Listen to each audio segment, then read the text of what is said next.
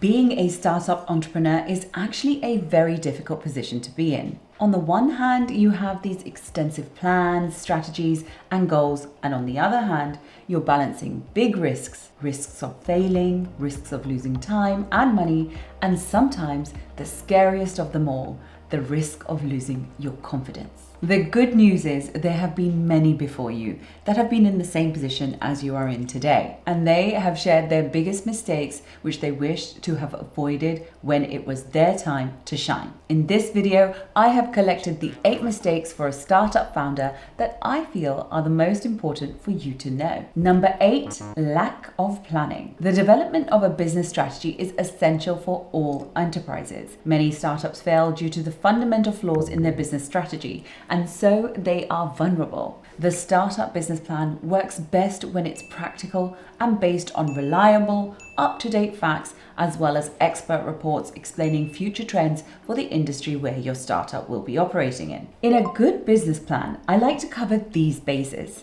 description of the business, vision, goals, and the keys to success. Then we have the market analysis. This is where the data and expert market advice comes in. Next, we want to know who you want to start the team with. I love to then include a SWOT analysis of the strengths, weakness, threats, and opportunities of the business you're proposing. We next have a financial report. Yes, you need one of these, which ideally includes the list of equipment and supplies that you will need, a business balance sheet, an income and expenses forecast, and a cash flow analysis for 1 year, 3 years, and 5 years. All of this is especially relevant if you want to look for investment funds to fund your startup. Finally, we have an analysis of your competition. The complaint I hear most often from startups is that it's difficult to get the data they need to prove their concept, especially if they're trying to disrupt a traditional marketplace. Maybe this is why the business plan is often so basic or even non-existent for some businesses. How would I solve this?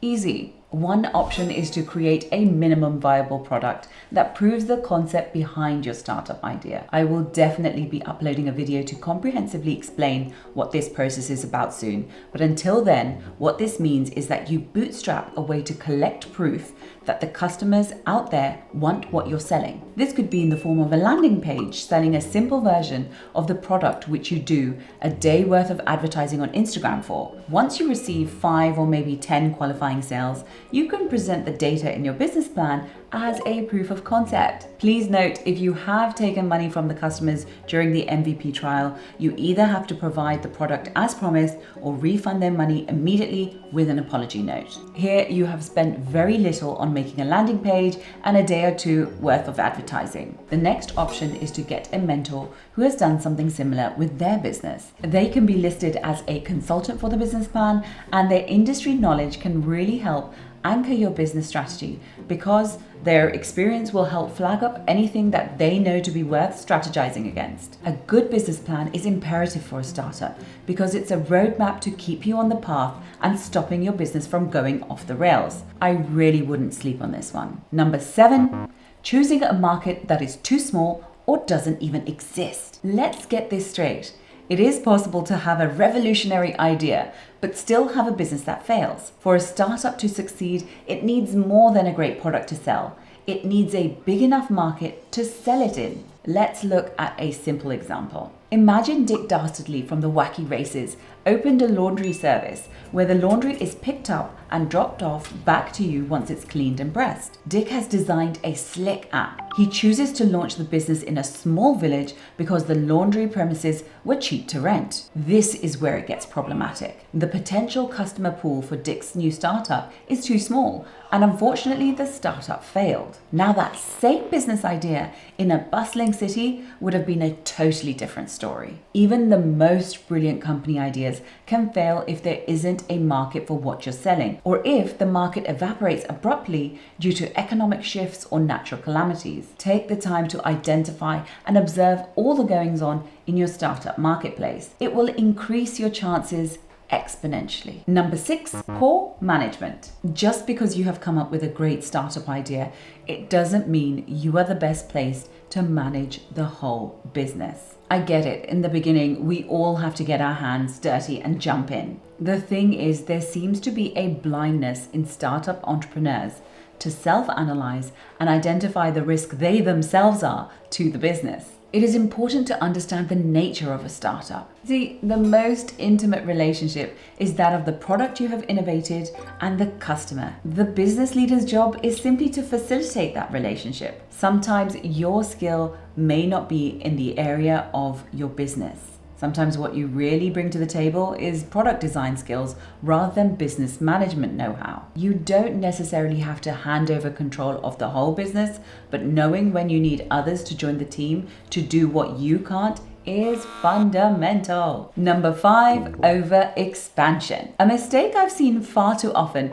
is the assumption that if you're expanding quickly, you are succeeding. This could not be further from the truth. The problem is so many of the business fairy tales that we hear in the market are from when startups start to expand. Impressionable entrepreneurs think that these fairy tale businesses grew overnight, but the truth is even these unicorns had years of deep work, business building, and product reiterations. I wouldn't, without a doubt, recommend that the most effective strategy is to concentrate on modest and steady development. Many bankruptcies have been brought on by businesses simply because they have grown too swiftly. Number 4, poor or ineffective online presence. This is something I have seen most often with startups with a large brick and mortar component. It is to leave their online presence, whether it's their website or social media, out of the business launch campaign. We are no longer living in a time where you can relegate your online presence to an afterthought. If your business is yet to open its doors, you can still be talking to your potential customers by showing them what you're up to and what you're creating. Everybody loves a great behind the scenes moment. It shows that when you're finally ready to open your doors, you have already built a vested customer base. Your website and social media conversation is an integral part of your startup strategy. Seriously, don't sleep on it. Number 3, calculating the business financial needs incorrectly. Trust me, the last thing you want when you've got a swanky new Porsche in the drive is to run out of fuel. Similarly, designing an awesome source startup is all great until you run out of the fuel that will keep the doors open: money.